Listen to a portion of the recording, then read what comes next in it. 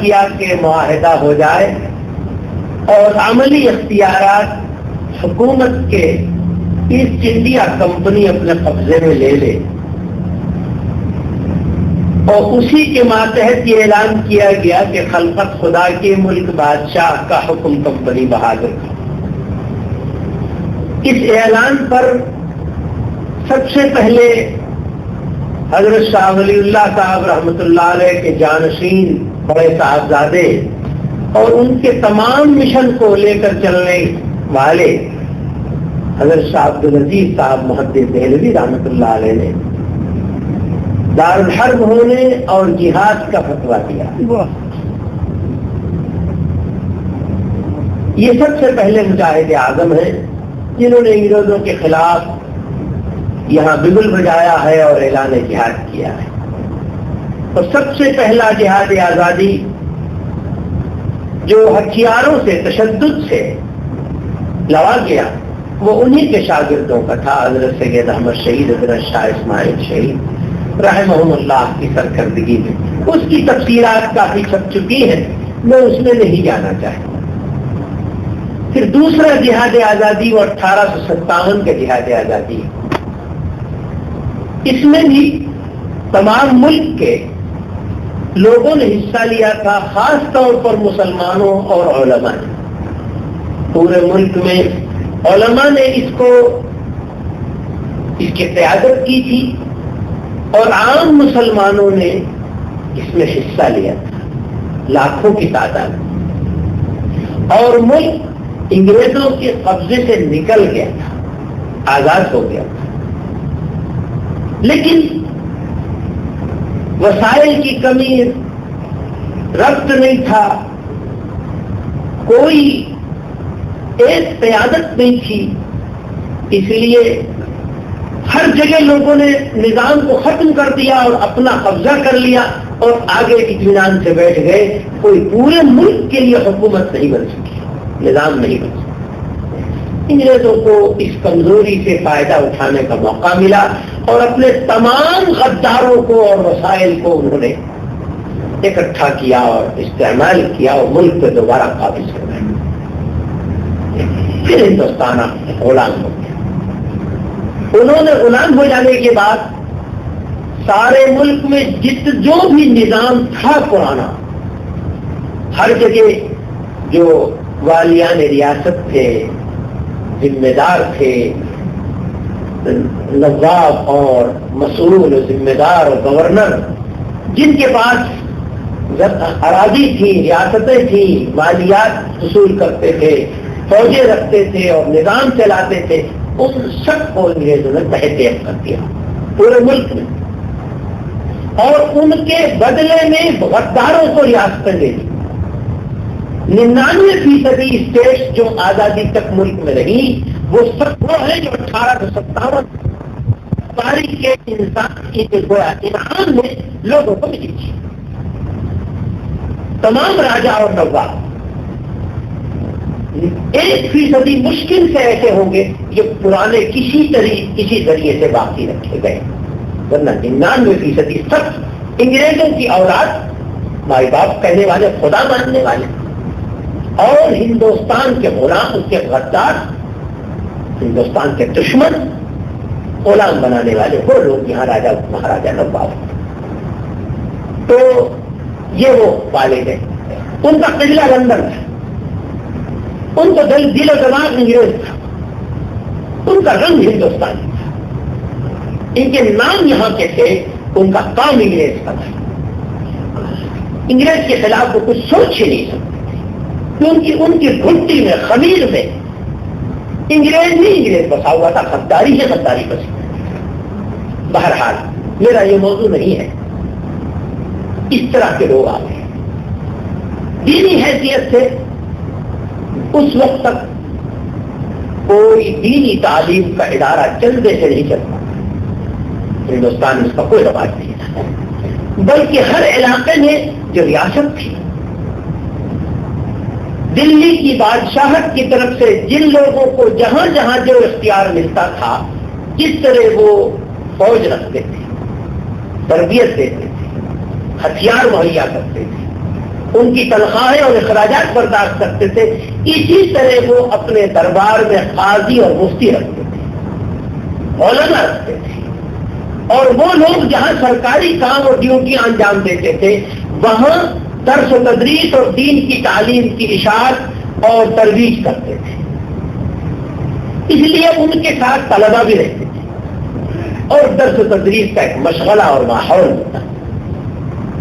انگریزوں نے جہاں ان نوابوں اور رئیسوں اور بڑے لوگوں کو جو ہندوستان کے بڑے لوگ تھے ان کو ختم کیا، وہیں سارے نظام ختم کیے اور دینی نظام بھی بالکل ختم کر دیا، قاضی مفتی عالم کوئی باقی نہیں چھوڑا۔ میں نے اس وقت اشارہ کیا تھا مختصر سا دوپہر میں کہ ایسٹ انڈیا کمپنی نے یہ حکم دے دیا تھا کہ جہاں جو مولوی ملے اس کو کسی قیمت مت چھوڑو۔ مولوی کون ہو سکتا ہے؟ ان کا جس کے چہرے پر داڑھی دیکھو مت چھوڑنا، کیونکہ داڑھی والے سب قتل ہوئے تو مولوی کو نہیں بچے گا۔ جس کا لڑکا کرتا دیکھو اسے نہ چھوڑو۔ یہ دو علامتیں دے کر 15 دن تک پورے ملک میں قتل عام ہوتا۔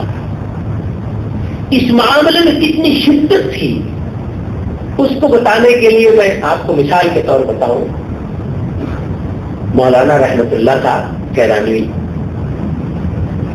اور تھانہ بھون کے قاضی صاحب، یہ دونوں جب انگریزوں کا دباؤ بڑھا اور تلاش و قتل عام ہو گیا ہر جگہ، تو یہ سلو گوش ہو کر کے گاؤں میں چلے دیہات میں۔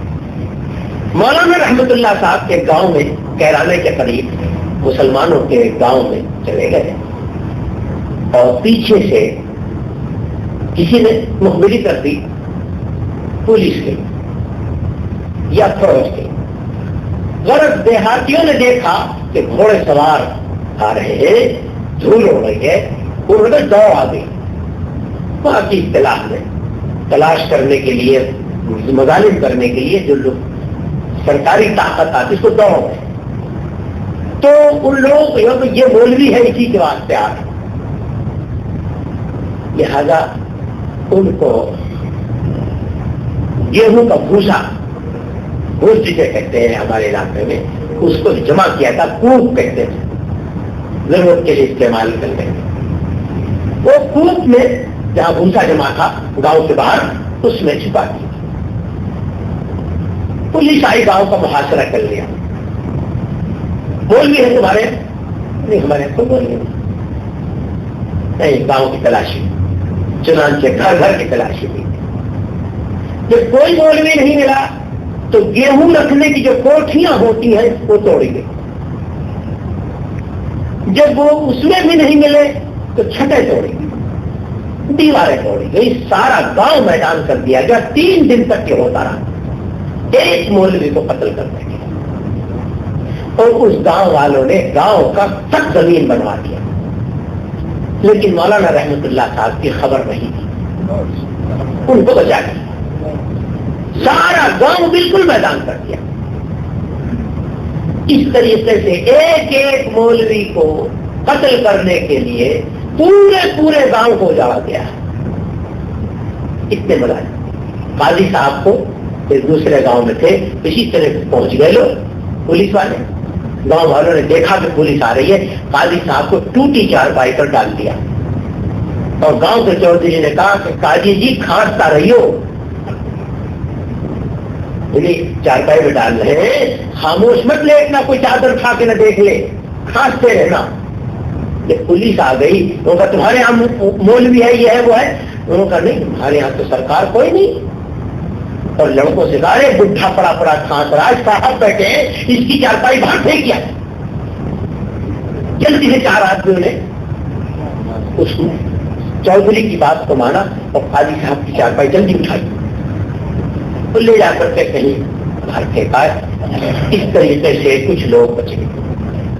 خود حضرت نانوتوی رحمت اللہ علیہ رامپور منہیاران میں گھیر لیا۔ حضرت نانوتوی رحمت اللہ علیہ کا لباس نیلی لنگی، بہت موٹے کھٹر کی، نصف صاف تھا، لمبا کرتا، باس کا لٹ، ایک چادر کندھے پر، جو وہاں کے نمازی دیہاتیوں کا لباس ہوتا ہے. گاؤں کے ہل چلانے والے، جانور چرانے والے غریب جو دیہاتی ہوتے ہیں وہ ایسے ہی لباس پہنتے ہیں. وہی مولانا محمد قاسم صاحب نانوتوی رحمۃ اللہ علیہ کا لباس تھا. اس انگریز نے پوچھا ان سے مولوی قاسم کہاں ہے؟ نانوتوی رحمۃ اللہ نے ایک قدم ہٹے اور کہا ابھی یہی تھا. کوئی سمجھا کہ کہیں نہیں کہیں ہوگا، وہ انگریز بھر ہو گیا اور وہ سیدھے دیہات میں نکل گئے. اللہ کو بچانا تھا، اور اس ایک جملے سے کہ وہ ابھی یہی تھا اللہ نے ان کو بچا لیا، ورنہ ان کی موت یقینی تھی. اور ان کو یہ سمجھ نہیں کوئی سکتا تھا کہ ایک مولوی ہوگا، یہ بھی کوئی مولوی ہے، اور دیہاتی سمجھتی. تو اس طریقے سے پورے ملک میں قتل عام 15 دن تک پورے 2 ہفتے پورے ہندوستان میں داڑھی کرتے والے قتل کیے جاتے ہیں. نوبت یہاں تک آ گئی تھی کہ اس دلی شہر میں کوئی میراث کا مسئلہ بتانے والا 3 دن تلاش کرنے پر نہیں ملتا تھا. دعا کے لیے بخاری ختم ہونے کی جائے 3 دن تک تلاوت بخاری کی پوری نہیں ہو پاتی تھی. الفاظ صرف پڑھ کر دعا کر لیے جائیں. اللہ کا فضل ہے ہمارے دارالعلوم میں 40-45 منٹ لگتے ہیں،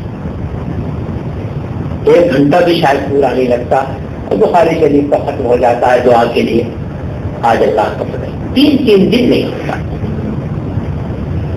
دیہاتوں میں لاش لے کر کئی میل گھومتے تھے کہ کوئی جنازہ پڑھانے والا مل جائے، اور نہیں ملتا. اس حالت میں مسلمان بے یار و مددگار ہو گئے تھے. تو اللہ تعالیٰ نے اپنے فضل و کرم سے ان اکابر کو توفیق عطا فرمائی کہ اسلام کی چھاونیاں بنائیں، اور نیا طریقہ، تمام رواج، انس اور عادت کے بالکل برخلاف کہ پیسہ بھیک مانگ کر خدا کے دین کو زندہ کریں گے، یہ شروع کیا. میں نے آپ سے عرض کیا تھا کہ مغل دور میں چندے سے کوئی کام مدرسوں کا نہیں ہوتا تھا. 1857 کے بعد اللہ نے توفیق عطا فرمائی، اور یہ سارے ملک میں پھیلی ہوئی چھاونیاں. آپ حضرات اس کا اندازہ نہیں کر سکتے جو پاکستان سے آئے کہ ہمارے اس ملک میں اللہ تعالیٰ نے اپنے فضل و کرم سے آپ کے یہاں سے 10 گنا زیادہ عام مسلمانوں کو بچوں کی دین کی تعلیم کی توفیق عطا فرمائی. اور یہ کریڈٹ 80% جو مسلمہ کو پہنچتا ہے. آج شاید ایسے گاؤں دور دراز بہت کم ہو گئے جہاں کوئی 2-4 بچے بھی اللہ اور اس کے رسول صلی اللہ علیہ وسلم کے دین کو پڑھتے سیکھتے نہ. مسلمانوں کے ایسے گاؤں شاید بہت ہی کم ہیں. 50,000 دیہات مسلمانوں کے ایسے ہیں جہاں بحمداللہ چھوٹے چھوٹے بچے صبح آپ کو اللہ اور اس کے رسول صلی اللہ علیہ وسلم کی دین کی تعلیم سیکھتے ہوئے ملیں گے. ایسے دیہات بھی ہیں جہاں 1100 بچے مکتبوں میں داخل ہیں، 1500 بچے مکتبوں میں داخل ہیں، 700 بچے تعلیم حاصل کر رہے ہیں. دین کی دنیا کی تو کر ہی رہے ہوں گے، ان کے لیے تو حکومت بہت کچھ کرتی ہے، لیکن 20-20 15-15 استاد 30-30 مقصد ہے گاؤں والے اپنے طور پر. ہندوستان کی طرح آج دنیا کا کوئی دوسرا ملک نہیں ہے جہاں غریب عوام اپنا پیٹ کاٹ کر کے لاکھوں کی تعداد سے بچوں کو دین کی تعلیم دے رہے ہیں. کوئی دوسرا ملک دنیا میں نہیں. اللہ کا فضل ہے کہ صرف ہندوستان کو شرف حاصل ہے. اور اس کی داغدیل علماء کے خدام نے، اکابر نے، مولانا ابوالکلام آزاد، مولانا حسین احمد صاحب مدنی، مولانا عبد الرحمان صاحب، مفتی کفایت اللہ صاحب، مولانا محمد میاں صاحب، ان حضرات نے اور دوسرے ان کے ہزاروں ساتھی جنہوں نے اس کی دعوت ڈالی آزادی کے بعد اور مسلمانوں کو سکھایا کہ ملک سیکولر اسٹیٹ ہے، حکومت کا کوئی مذہب نہیں ہوگا، ہر مذہب کو آزادی دی جائے گی۔ ایسی حالت میں اس حکومت نے اپنا فرض محسوس کیا ہے کہ کسی بھی ہندوستانی کو جاہل نہ رہنے دے، اس لیے بنیادی لازمی تعلیم کمپلسری بیسک ایجوکیشن نافذ کر دی گئی۔ حکومت اپنا پورا زور صرف کر رہی ہے پڑھانے لکھانے پر یہ پڑھانے لکھانے کا عموم جو سارے ہندوستان میں پھیلے گا، کتنی ہی غیر مذہبی حکومت ہو، لیکن ماحول، اساتذہ، کتابیں، یہ تمام مل کر کے اگر مسلمانوں نے اپنے بچوں کو مسلمان نہیں رکھا تو مرتد کر دیں گے اپنی نسل، اور 2 نسل کے بعد آپ کو 1% بچے مسلمان نہیں ملیں گے، سب نسلیں برباد ہو گئی۔ اگر اس ملک میں اسلام کو باقی رکھنا ہے تو آپ کو اپنا فرض پورا کرنا ہوگا، پیٹ کاٹو اور ایک بچے کو جاہل مت رہنے دو، آدھا کھاؤ، کتنے ہی مفلس ہو، جس حال میں ہو برداشت کرو اور اپنے دین و ایمان کے تحفظ کو کرو، اپنی نسلوں تک، اگلی نسلوں تک دین کو پہنچاؤ۔ اللہ کا یہ فضل ہے کہ جدوجہد کامیاب ہوئی، راہیں کھلی، اور آج اللہ کا فضل ہے کہ لاکھوں بچے الحمدللہ ملک کے گوشے گوشے میں، ٹھیک ہے سلیبس نہیں ہے، معیار نہیں ہے، تنخواہیں نہیں ہیں، گریڈ نہیں ہے، سب کچھ ایسی کمزوریاں ہیں، اسکولوں کی عمارتیں نہیں ہیں، مکتبوں میں نہیں، درختوں کے نیچے، چھپروں میں، مسجدوں میں، گھروں میں بچے پڑھیں، لیکن لاکھوں بچے دین حاصل کر رہے ہیں۔ اس طرح دنیا میں کہیں اور نہیں۔ شیخ الازہر ڈاکٹر عبدالرحیم محمود مرحوم میری دعوت پر دلی تشریف لائے اسی شہر میں، اور ایک تقریب میں شریک ہوئی۔ میں اپنی عادت کے مطابق بہت سے کاموں میں لگا ہوا تھا، اور وہ بہت سے ممتاز ذمہ دار لوگوں کے ساتھ بیٹھے ہوئے تھے۔ انہوں نے پوچھا کیا ہندوستان میں مسلمان اپنا پیٹ کاٹ کر دین کی تعلیم بچوں کو دیتے، اور سینکڑوں ہزاروں مدرسے ہیں؟ لوگوں نے کہا سب صحیح کہتا ہے، وہ کہا بالکل، یہ کیسے ہو سکتا ہے؟ غریب لوگ کہاں سے اتنی قربانی دیں؟ اللہ کا فضل یہاں تو ہو رہا، ہم تو سوچ بھی نہیں سکتے مصر کے اندر حکومت جو کرے سو کرے، پبلک تو کچھ نہیں کرتی۔ یہ اللہ کا فضل، یہاں تو سب کچھ مسلمانوں کو ساتھ ہے اور وہ کرتے ہیں۔ تو خیر اللہ کا یہ بہت بڑا احسان ہے۔ میں عرض کر رہا تھا کہ 1857 میں بہت بڑا خلاف ہے، اور تیسرا یہ جہاد آزادی حضرت شیخ الہند رحمۃ اللہ علیہ، اس میں ناکامی کے بعد آج سارے دن یہی ہوتا رہا، اس کو دہرانے کی تو کوئی ضرورت نہیں، لیکن اس ناکامی کے بعد مالٹا سے جب تشریف لائے حضرت شیخ الہند رحمۃ اللہ علیہ تو خلافت ہاؤس میں اجتماع، اور وہاں یہ بات چلی کیا ہونا چاہیے 25 آیت پر، لوگوں نے مختلف چیزیں، مشکلات، حالات وغیرہ وغیرہ کیسے کیا ہو، حضرت شیخ رحمۃ اللہ علیہ نے کہا یہ سب تاریخ مسلمانوں کی قربانیاں، جان مال سب سامنے ہیں،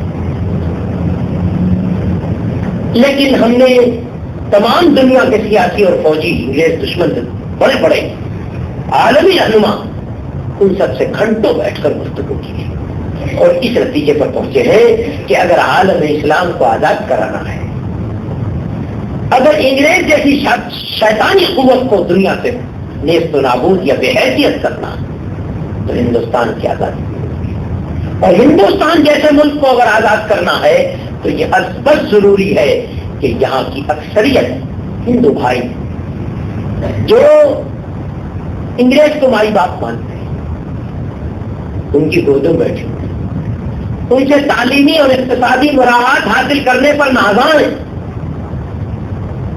انگریز ان سے کہتے ہیں ہم ہیں تو تم ہو، اور ہم گئے تو یہ مسلمان ہندوستان سے لے کر یورپ تک بھرے پڑے ہیں، کھا جائیں گے، اس لیے ہمیں لگا لیں۔ وہ کہتے بالکل ٹھیک ہے۔ تو ان کے ذہن سے یہ مروبیت ختم ہو، ان کا ذہن صاف ہو، اور یہ آزادی کی لڑائی میں شریک ہو. اس لیے کوئی پلیٹ فارم مشترک بننا چاہیے اور کسی غیر مسلم کو لیڈرشپ دی جائے جس کے کام، جس کے نام، جس کی حیثیت، جس کی بات پر اعتبار کر کے یہ انگریز کی گود سے نکل کر آزادی کی لڑائی میں شریک ہو تو ملک آزاد ہو سکتا ہے. جب تک سارے ہندوستان والے مل کر یہ نہیں کہیں گے کہ بابا کالا منہ کرو، تب تک انگریز نہیں جائے گا، لڑائی گاؤں بیٹھا رہے گا. اس لیے ضروری ہے. تو سب نے اس بات سے اتفاق کیا. مسئلہ یہ پیدا ہوا کس کو کیا جائے. تو بڑے بڑے جو اس وقت رہنما تھے، مدن موہن مالوی، ساورکر، یہ وہ سب نام دیے گئے. حضرت شیخ الہند رحمۃ اللہ علیہ نے فرمایا بے شک جس کو بھی آپ لوگ پسند کریں، متفق ہو جائیں، ٹھیک ہے، لیکن یہ تو اپنا فطری حق سمجھتے ہیں اور اس درجے میں اونچے ہیں کہ ان کے سامنے تو آپ مانیں گے، جھکیں گے. اگر کسی ایسے شخص کو جو اپنا استحقاق نہ سمجھتا ہو، کوئی اسے جانتا نہ ہو، کسی مرکز میں نہ ہو، اور اسے آپ پسند کر لیں اور آپ کی کوشش سے وہ لیڈر بن جائے، تو کوئی وقت اگر خدا نہ خواستہ آپ پر کڑا آ گیا، خطرناک آ گیا، تو وہ اس احسان کا کچھ نہ کچھ خیال ضرور کرے گا کہ آپ کے کارن اسے ملا، ورنہ یہ مقام مل نہیں سکتا تھا. تو آپ کے کام آ جائے. اور پھر فرمایا کہ اگر آپ لوگ متفق ہو تو یہ مسٹر موہن داس کرم چند گاندھی جو بیرسٹری پاس کر کے آئے ہوں، یہ کوئی نہیں جانتا، ان کو لیڈرشپ کے لیے طے کرنا.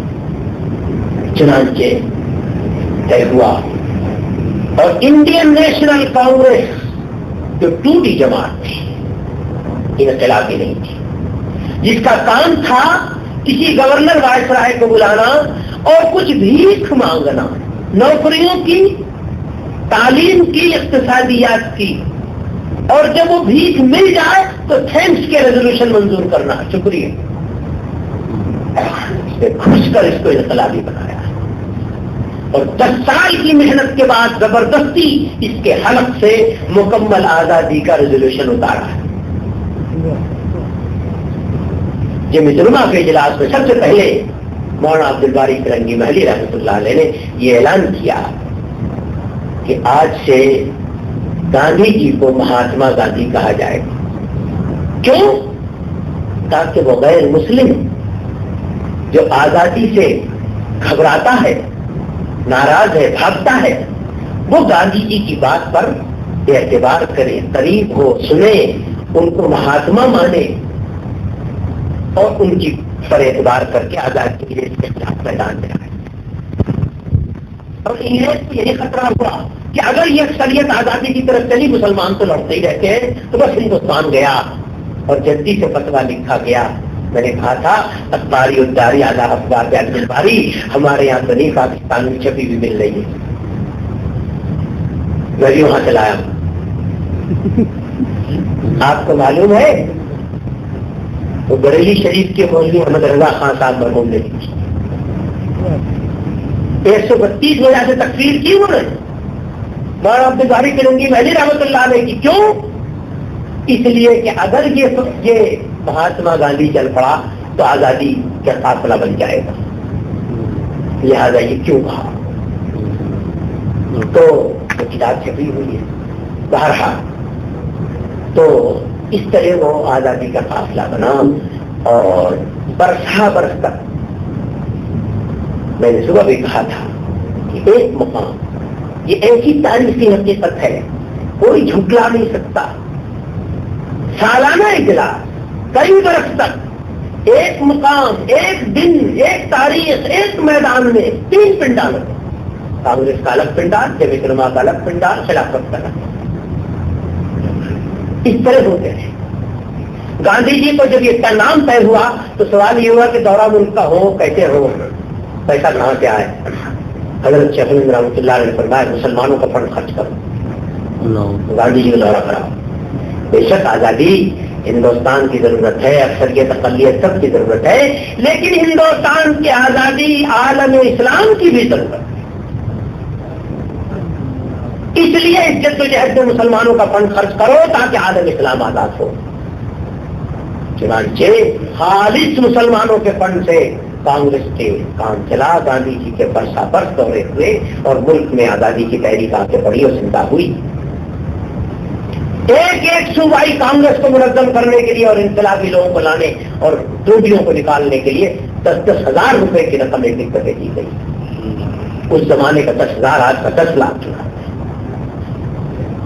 اس طریقے سے مسلمانوں کا فنڈ خرچ ہوا اور آزادی کا فاصلہ بنا. بہرحال لیکن جب یہ مسلمان جو ملک کی آزادی کے لیے تقریباً 100 سال تک جانیں دے چکا تھا اور قربانیاں دے چکا تھا اور خون سے ہندوستان کی ترقی پر سوچ کیا تھا، انگریز کی سازش کا شکار ہوا اور ملک کی آزادی کے بجائے آزاد نہ ہو چاہے ملک کو بانٹنا پڑے. اس مرحلے پر ہمارے کانوں نے جو سنا ہے انگریز ہمارا حامی ہے، سرانخوں پہ اس کی غلامی ہے، مسلم ہے تو مسلم لیگ میں، گاؤں گاؤں یہ شعار گائے گا اور انگریز کے جو غلامی کی توق لعنت کو فخری اپنے گلوں میں ڈالا گیا. ملک پٹ گیا. ہم نے بار بار جمعیت علماء وہ جماعت ہے جس نے بار بار کہا بیٹھ جاؤ بات کرو. اگر مسلمانوں کے لیے تقسیم وطن مفید ہے تو ہم تمہارے ساتھ آ جائیں گے، اور اگر تقسیم وطن مضر ہے مفید نہیں تو ضد مت کرو، مسلمانوں کی بربادی پر دستخط مت کرو اور ملک کی اتحاد اور آزادی کے ساتھ آ جاؤ. کوئی بات نہیں ہو سکتی. جو مسلم لیگ کی بات نہ مانے غدار، ہندو نظر خرید، فلاں فلاں، ایک ہی بات، ان سب چیزوں کو برداشت کیا. وہ انقلابی مسلمان جنہیں کئی کئی جہاد کر کے خون خرابہ اور قربانیاں دی تھی، وہ جناب مسلمان قیادت کو چھوڑ کر، انقلابی قیادت کو چھوڑ کر اور روٹ کر کے ایک طرف بیٹھ گیا. سمجھایا، بار بار کہا کہ ہندوستان کی زمین تب جائے گی، مسلمان کا رہنا دشوار ہو جائے گا. لیکن جناب انہوں نے کچھ بھی ہو، جناب صاحب نے کہا کہ مسلمان کی آخری رقم ادا کرنے کو تیار ہیں. احمد آباد نے کہا مسلمانوں پر جو چاہے گزرنے تو ہمیں پاکستان بنانا، ہندوستانی مسلمان پر جو چاہے. ہمارے جنازے کی نماز پڑھ کر چلے 4.5 کروڑ مسلمان چھوڑے اور 6.5 کروڑ کا یا اس سے بھی کم کا پاکستان بنا اور 1 کروڑ مسلمان تقسیم کی نظر ہو گیا. مشرقی پنجاب سے 85 لاکھ مسلمان ایک ہفتے میں اجاڑ کر پھینک دیے. آج تک مشرقی پنجاب میں پورے گاؤں وہ موجود ہیں جو اس تقسیم وطن کے نتیجے میں مرتد ہو کر زندگی گزار رہے ہیں. اور جن لوگوں کے دل میں آج بھی ان میں ایمان موجود ہے وہ وصیت کر کے مرتے ہیں کہ ہمیں انتقال سے پہلے یا انتقال کے بعد یوں بھی منتقل کر دیا جائے تاکہ ہم کو دفن کیا جا سکے، جلانا نہ پڑے. آج بھی ایسے واقعات ہمارے ساتھ. اسی جو مدرمہ کے دفتر میں یہ نہیں بلی ماروں میں لکھا، کچھ لوگ آئے سکھوں جیسی پگڑیاں اور سکھوں جیسی صورتیں، اور انہوں نے بیٹھ کر کے بات کی کہ کوئی ایسا وقت بھی ہندوستان پہ آئے گا کہ ہم کلمہ پڑھ سکیں، اذان دے سکیں، نماز پڑھ سکیں، مر جائیں تو دفن ہو سکے. یہ کون لوگ ہو تم؟ سب کبھی مسلمان تھے. اب ہم کیا کہیں اور ہیں؟ اب تو ہم چھپ کے بھی نماز نہیں پڑھ سکتے،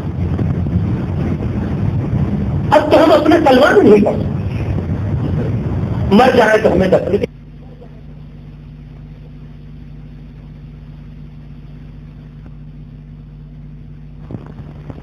صاحب گورنمنٹ یہ کہتی تھی کہ لیاقت علی اور سردار پٹیل میں معاہدہ بچا، کمپلسری ایکسچینج آف پاپولیشن ہو گیا، لازمی تبادلہ آزادی بائی فورس ہوا ہے، مسلمان سے چلے گئے، اب جہاں ہیں مسلمان نہیں، جب مسلمان سے چلے گئے تو اب ان کے مسلمان کو ڈھانٹا سوال جو ہندو سب کے تھے نہیں، ہندوستان سے بڑا مسٹیک ہے۔ تو کیا کیا میں اس وقت اس کو کہنے کے تیار نہیں، بہت کچھ کیا، یہ انہی کی اہمیت شخصیت تھی، انہی کی ذات تھی، انہی کا کمال تھا جو انہوں نے اس وقت یہ گھٹنے دیکھنے پر دور کیا، اور لاکھوں آدمی آج الحمدللہ مشرق پنجاب میں مسلمان ہو کر رہ رہا ہے۔ اللہ بہت وہ حال ہے، بہت خراب حال ہے دینی، لیکن پھر بھی اور آج بھی بہت ضرورت ہے وہاں، لیکن بہرحال تو اللہ مولانا محمد میاں صاحب مرحوم مہینوں مشرق پنجاب کے گاؤں گھومتے پھرتے، جگہ جگہ گرفتاریاں ہوتی ہیں، چھوڑا جگہ جگہ پھیلتی ہے تو مسلمان شکل صورت میں کہاں جاتے ہیں قتل کرنے کے جاسوس تو نہیں ہو، یہ تو نہیں ہو، تو نہیں ہوتا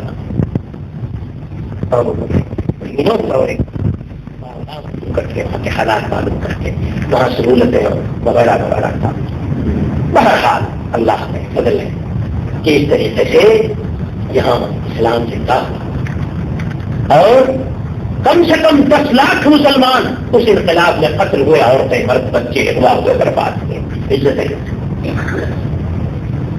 1000 نہیں، یہ وہ پاکستان، اور جو مشرقی بنگال میں ہوا وہ اس کے اوپر ہے۔ بہرحال ملک تقسیم ہوا اور ہمارے نماز جنازہ پڑھ دی گئی، اور اللہ نے ہم کو زندہ رکھا اور مسلمان رہ کر زندگی کی توفیق عطا فرمائی۔ اللہ نے اس سلسلے میں جب مسلمان کو بنیادی کام کرنے کی توفیق عطا فرمائی، تو جب مسلمان کیا کابل کو اس کام کے لیے وسیلہ بنایا کہ وہ ذریعہ بن جائے اس ملک میں اسلام اور مسلمانوں کے بقا۔ اللہ نے اپنے فضل و کرم سے، میں اس تفصیل میں اس وقت نہیں جاتا، اس کے بعد مسئلہ آیا کہ ہمارا دین محفوظ ہے، تو دینی تعلیمی تحقیق اور مدارس اور دین مساجد اور کوشش اور کھل کر کے باتیں ہیں۔ اس وقت کے ہمارے اکابر کی تقریریں جو گاؤں ہوتی تھی، آج کسی کی ہمت نہیں کہ وہ اس تقریر کر دے۔ اللہ نے ہمیں فضل سے توفیق دیا۔ بہرحال ہندوستان میں اسلام ہے، مسلمان ہے، اور الحمدللہ ہر ہندوستانی کے برابر درجہ رکھتا ہے، دستوری طور پر آزاد ہے۔ آپ پاکستانی بھائی اپنے ملک میں حکومت کے خلاف جو پیسہ وہ نہیں کہہ سکتے جو 14 نے ہم کہتے حکومت کے خلاف الرحم کھل کر کے پبلک مقابلہ کرتے ہیں، اور آپ ہی دنیا کے شاید کم ملک ایسے ہوں گے کہ جہاں حکومت کے خلاف کھل کر کے تنقید کی جا سکتی ہے، جیسے اللہ کے فضل و کرم سے ہندوستان میں یہاں ہم لوگ اقلیت کے لوگ بھی حکومت کے خلاف ہیں۔ اللہ تعالیٰ نے ہم کو آزادی عطا فرمائی، اس کی رحمت ہمارا ملک جمہوری ہے، اور جمہوری حقوق سے بہتر ہے، ہم اقلیت کے لوگ ہمیشہ تو نہیں، لیکن ایسے موقع آتے ہیں کہ انقلاب ملک میں برپا کر دیتے ہیں، اور کسی کو اتار دیتے ہیں اور کسی کو بٹھا دیتے ہیں، اس میں غلطیاں بھی ہوتی ہیں، جذبات کے اندر ہم کبھی نقصان بھی اٹھا جاتے ہیں، لیکن اللہ نے اپنے ہم کو ہندوستان میں برابر کا موقع، ہم یہاں الحمدللہ بہت سی چیزوں میں مظلوم ہے، لیکن جن چیزوں میں ہمارے ساتھ ناانصافی ہے انہی چیزوں میں اسی طریقے سے آپس میں بھی اکثریت میں ناانصافی ہے، ہمارے ساتھ بھی ہے اور ان کے ساتھ بھی ہے، ہمارے ملک کا مزاج ہے کہ اگر کہ ٹھاکر کا قبضہ ہے تو برہمن نہیں آ سکتا، نان ٹھاکر نہیں آ سکتا، اور اگر برہمنوں کا قبضہ ہے تو نان برہمن نہیں آ سکتا، اور اگر بنیوں کا قبضہ ہے تو نان بنی نہیں آ سکتا، اور اگر فلاں کا قبضہ ہے کہیں اور تو غیر دوسرا نہیں آ سکتا۔ تو وہ اگر ہم بھی اسی میں آ جاتے ہیں رگڑے میں، ملازمتوں میں، فلاں میں، وہ ٹھیک ہے، ہمارے ساتھ یہ ظلم ہوتا ہے۔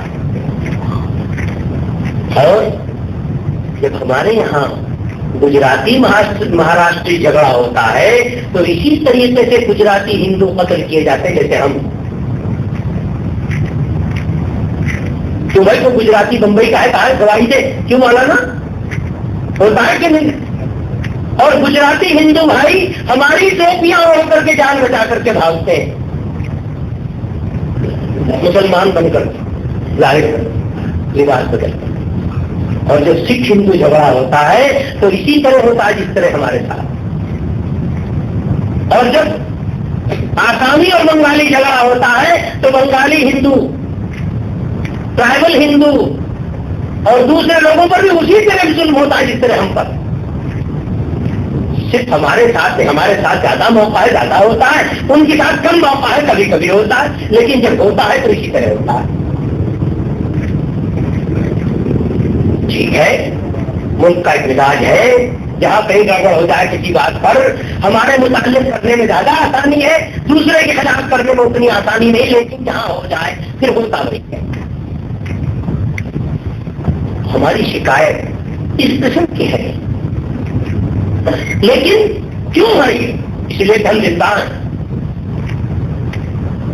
اللہ کا فضل ہے، ہم زندہ ہیں، اس لیے ہم کو مصیبت آتی ہے، ہم کو دکھ جھیلنا پڑتا ہے، مصیبتیں اٹھانی پڑتی ہیں۔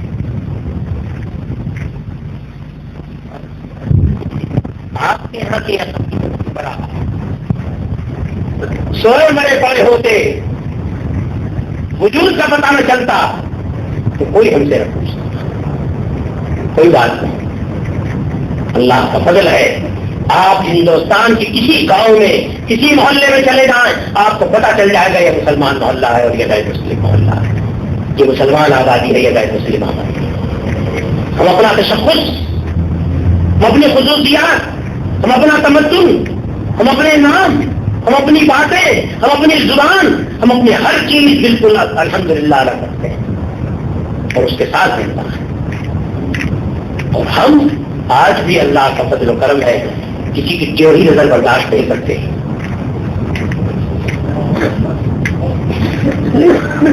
میں کوئی بڑی بات نہیں کہنا چاہتا، بہت کچھ کہہ سکتا ہوں، اللہ کا فضل ہے اور کہا بھی کرتا ہوں، لیکن یہ موقع اس کا نہیں ہے۔ لیکن الحمدللہ ہم زندہ ہیں۔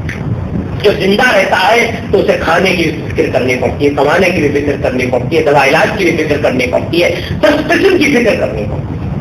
اور جو قبر میں جا کے لے جائے اسے کوئی فکر نہیں کرتی، تو آخرت میں جو کچھ ہوگا تو ہوگا، اللہ جانے گا، کرنے دھرنے کا وقت گزر جاتا ہے۔ الحمدللہ ابھی ہم مرے نہیں اور انشاءاللہ مرتے نہیں۔ تو بھائی، ہمارے بھائی جو تشریف لائے ہیں الحمدللہ ہم زندہ ہیں اور اپنی فکر رکھتے ہیں اور اس کے لیے جدوجہد کرتے ہیں۔ جو مسلمانوں سب سے پہلے وفا، دو درجے میں دین، اور اس کے بعد یہ مسلمان تعمیری پروگرام طے کیا۔ مسلمان اپنی زندگی میں انفرادی اور اجتماعی طور پر کس کس لائن میں مدد کا محتاج ہے اور کس طرح اس کو اونچا اٹھایا جا سکتا ہے، ان تمام شعبوں کے لیے جامع پروگرام الحمدللہ تعمیری پروگرام کا جو مسلمان بنا ہوا ہے، دستور میں داخل ہے اور اس کے لیے جدوجہد جاری رہتی ہے اور اس کے لیے الگ شعبہ قائم ہے۔ خدا کرے ہم کو صحیح توفیق عطا فرمائے، اللہ تعالیٰ اس میں عمل کر سکے۔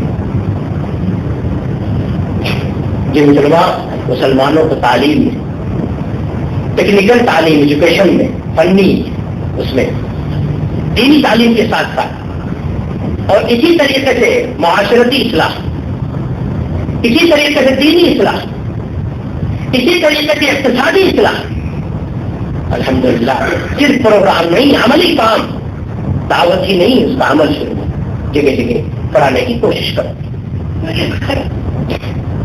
تو اسی کے ساتھ ساتھ ہم اپنے اندر یہ حوصلہ رکھتے ہیں، خواہش رکھتے ہیں کہ اللہ تعالیٰ توفیق عطا فرمائے تو ہم ہر مظلوم کی مدد کریں،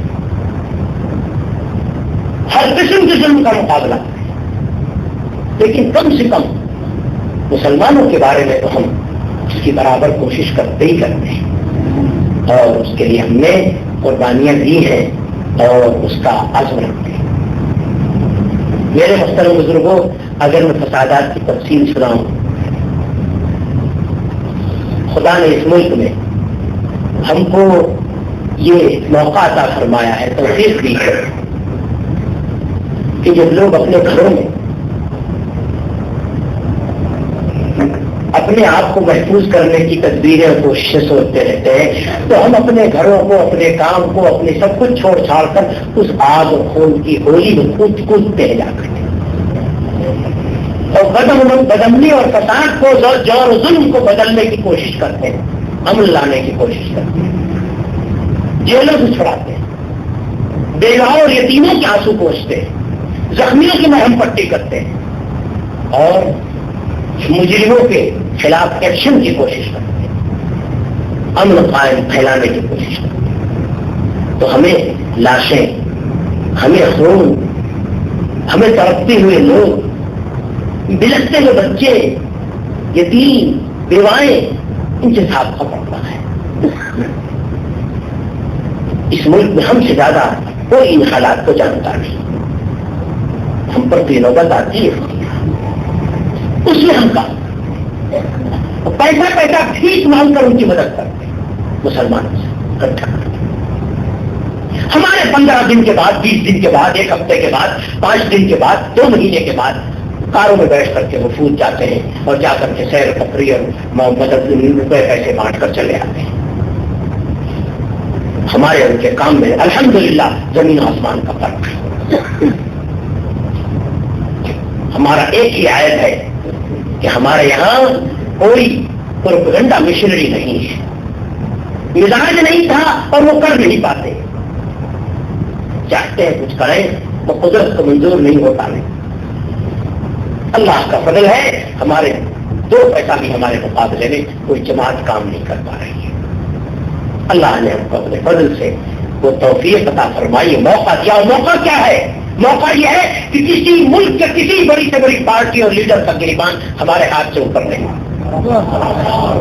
الحمدللہ ہمارا ہاتھ ہر ایک کے گریبان، کوئی بھی کسی طرح کی کوئی چیز ہو یہ نہیں کہہ سکتا کہ یہ مسلمان فلاں فلاں فلاں، یہ مسلمان تو وہ ہے کہ جو خون بہانے کے تمہارے ساتھ۔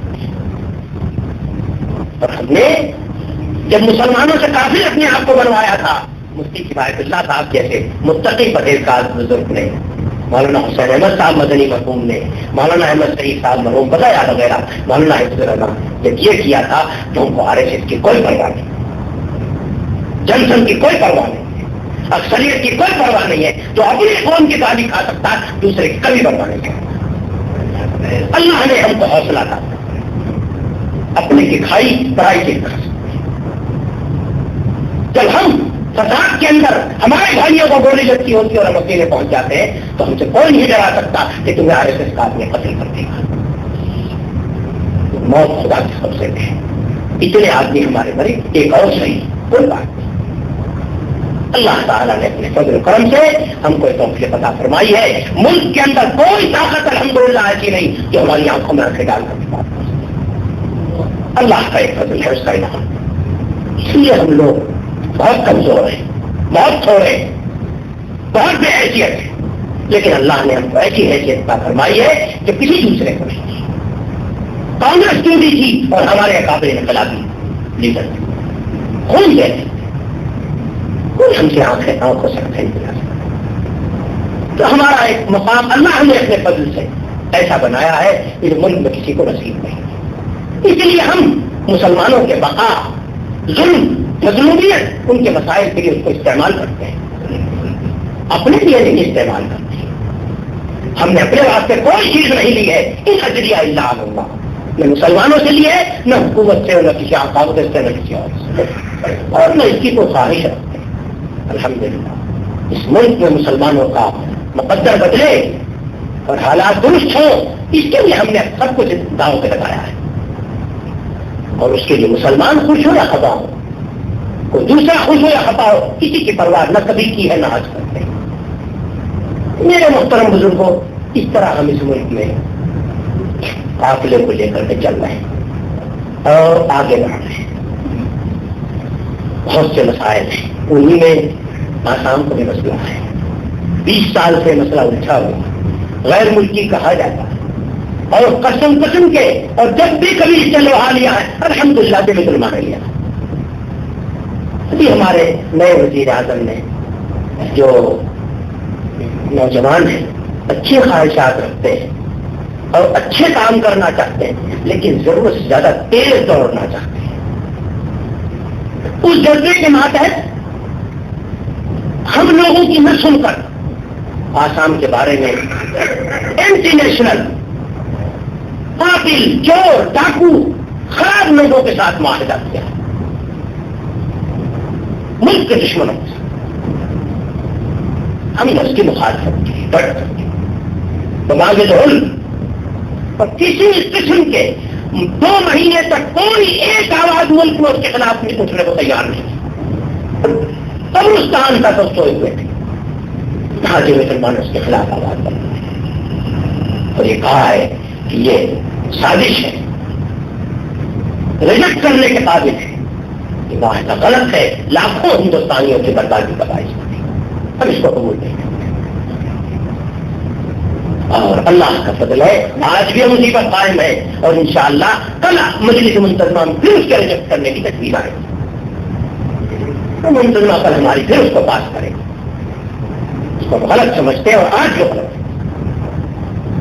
تو میرے محترم بزرگوں، اس طرح کے وسائل ہیں، اور اللہ تعالیٰ نے ہم کو توفیق عطا فرمائی ہے کہ ہم حق پر قائم رہتے ہوئے حق کے لیے لڑتے کوشش کرتے ہیں۔ تو ہمارا طریقہ کار یہی ہے کہ ملک کی مسائل میں ملک کی بھلائی کے لیے تعاون کرتے ہیں، اور اچھے کام میں جو بھی کرے اس کا ساتھ دیتے ہیں۔ یہ اس وقت نہیں دیکھتے کہ کون کہہ رہا، بلکہ یہ دیکھتے ہیں کہ کیا کہہ رہا۔ اگر اچھی بات کوئی بھی ہو ہم اس کا ساتھ دیں۔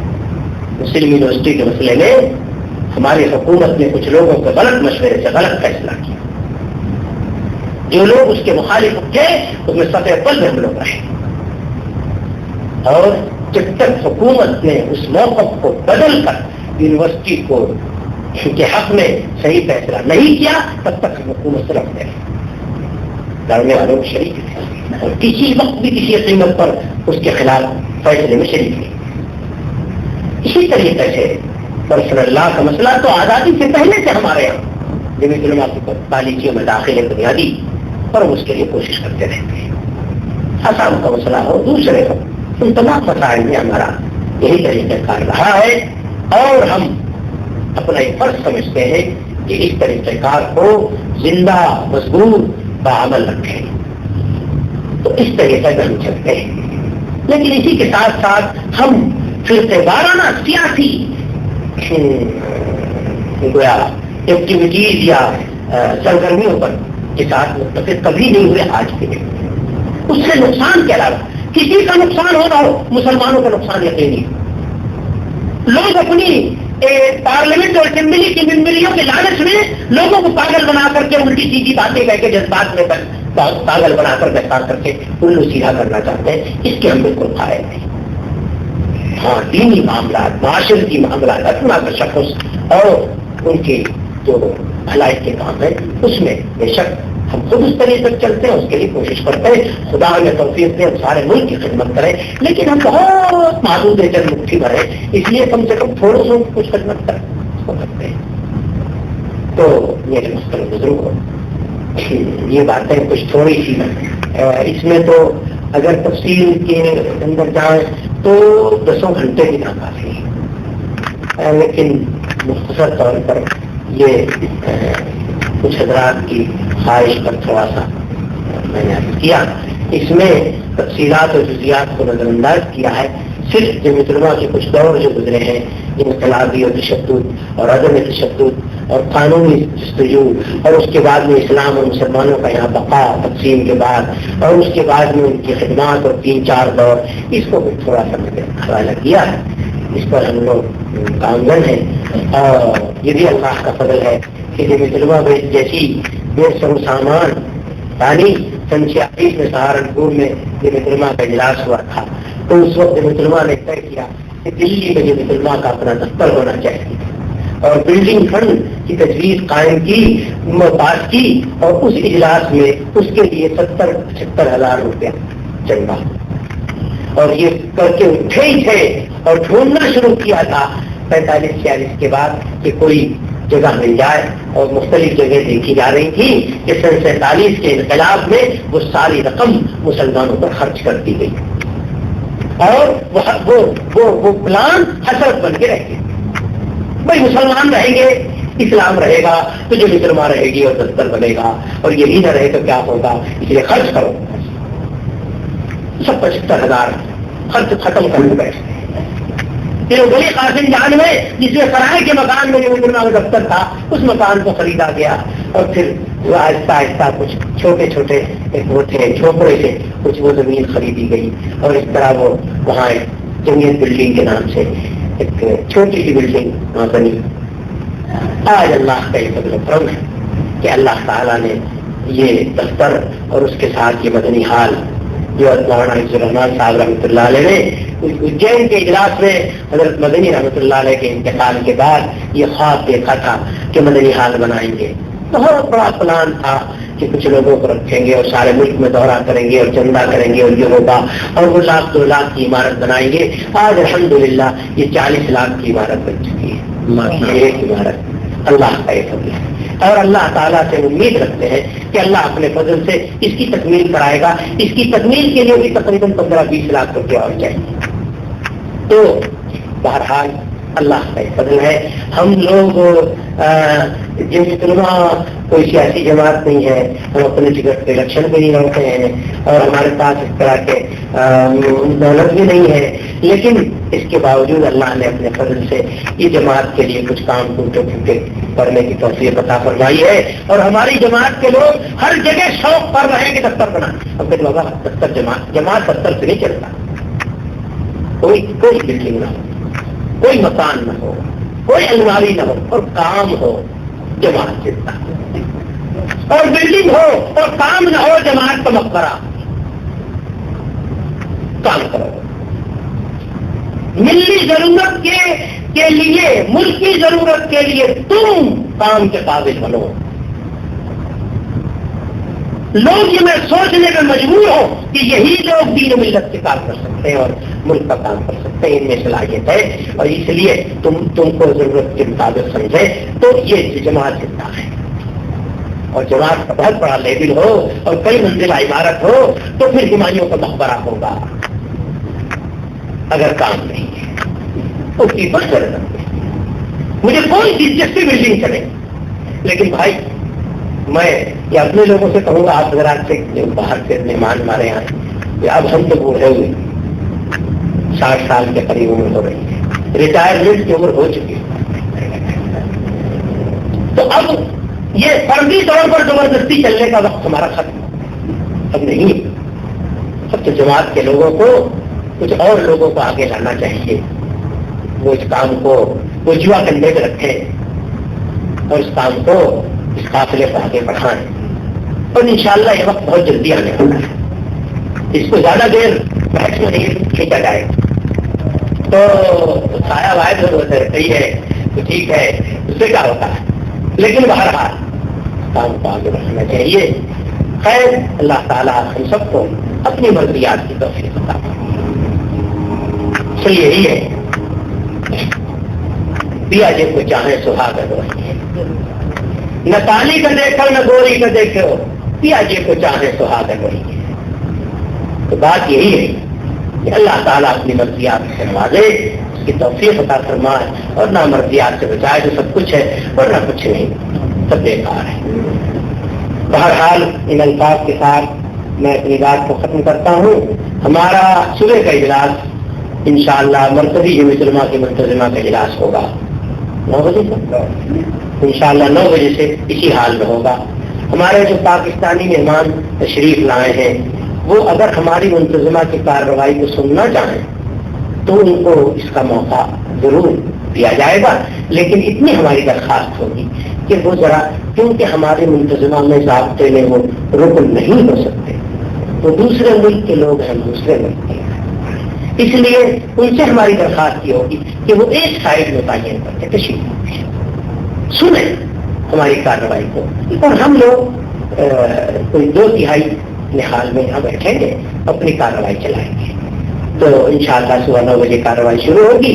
ہمارے جو حضرات بھی ہمارے بھائی پاکستان کے جو مہمان آئے ہوئے ہیں یا اور کچھ لوگ باہر سے آئے ہیں تو وہ شریک ہو سکتے ہیں، لیکن سننے کی حد تک الگ بیٹھیں، تاکہ ہم کسی مسئلے میں بھی اگر ہماری بحث ہو، ووٹنگ ہو، کچھ ہو تو ہم ممتاز اپنے طور پر کام چلائیں، اور آپ حضرات سنیں، ہماری بحثوں کو سنیں، جو بھی کچھ ہوگا باتوں کو دیکھیں، اور پھر ہم، کیونکہ یہ کارروائی ہم کو زیادہ کل بحث کا موقع نہیں دینے کا موقع نہیں ہے، کل شام تک ہم کو ختم کرنی منتظمہ کی کارروائی بھی.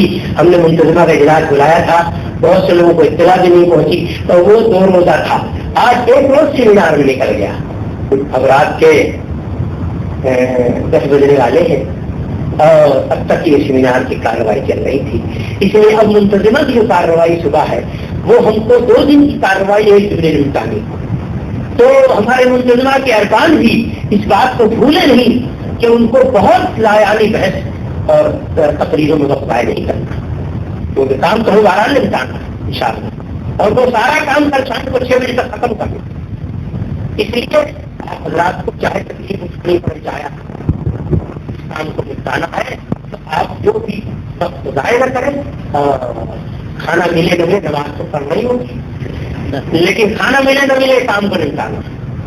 اس لیے آپ حضرات صبح کو بیٹھے اور جو ضروری باتیں ہو بے شک اس کو کہیں، لیکن وقت آئے نہ کریں. ان الفاظ کے ساتھ میں اپنی بات کو ختم کرتا ہوں. اپنے ان تمام ملک سے اور بیرون ملک سے آئے ہوئے سینکڑوں مہمانوں جو ملی اور جماعتی اور فکری اور ذہنی ہر قسم کی تعلق اور انسانیت کی بنا پر بڑے لمبے لمبے سفر کر کے، خراجات مصارف کر کے، تکلیفیں اٹھا کر، گھنٹوں بارڈر پر مصیبتیں اٹھا کر یہاں تشریف لائے ہیں، ان کے لیے صمیم قلب سے شکریہ ادا کرنے کے واسطے الفاظ میں نہیں پاتا. بہرحال سب حضرات کا بہت شکر گزار ہوں، اور جو چیزیں نامناسب اور دلخراش ایک دوسرے کے خلاف سننے کو ملی اس کے لیے بھی معذرت خواہ ہوں، ایسا نہیں ہونا چاہیے تھا.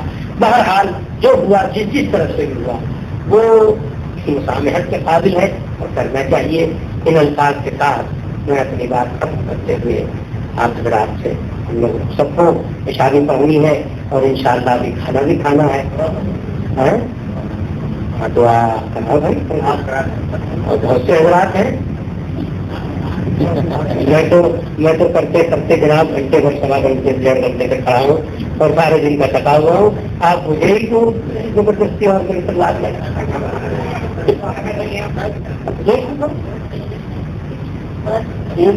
تھکا ہوا ہوگا راستے، لیکن کوئی دیکھیے یہ اور حضور آپ بھی جو کرا دیجیے، کیوں آپ کے نہیں کراتے؟ اب میں چاہتا ہوں آپ پر اچھا میں دعا کیجیے. الحمدللہ الذی ہدانا لہذا وما كنا لنهتدی لولا ان هدانا اللہ. اللهم صل وسلم وبارك على سيدنا مولانا محمد وعلى آله وصحبه كما تحب وترضى عدد ما تحب. اے اللہ ہمارے گناہوں کو معاف کر، اے اللہ ہمارے خطاؤں سے درگزر کر، اے اللہ ہمیں اپنی مغفرت و رحمت سے نواز دے، اے اللہ ہماری نیتوں میں خلوص عطا فرما، ہمارے اعمال میں صلاح عطا فرما. اے اللہ اپنے فضل سے ہمارے قلوب میں اپنا خوف و خشیت اور تعلق عطا فرما. اے اللہ اپنی مرضیات پر چلنے اور کرنے کی توفیق عطا فرما. اے اللہ اپنے فضل سے ہمارے دین اور دنیا کے مسائل کو حل فرما، مشکلات کو دور فرما. موانے کو دور فرما. اے اللہ اپنے فضل سے ہمیں اپنی مرضیات پر چلنے کی توفیق عطا فرما. اے اکرم الاکرمین اپنے فضل و کرم سے ہم سب کے مقاصد کو پورا فرما. ہمیں اس راہ حق پر چلنے کی توفیق عطا فرما. اسلام اور مسلمانوں کو دور ڈالا فرما. دشمنان اسلام کو خائر و خاسر فرما. اے اللہ اپنے فضل سے اللہم ارنا الحق حقا وارزقنا اتباعہ وارنا الباطل باطلا وارزقنا اجتنابہ.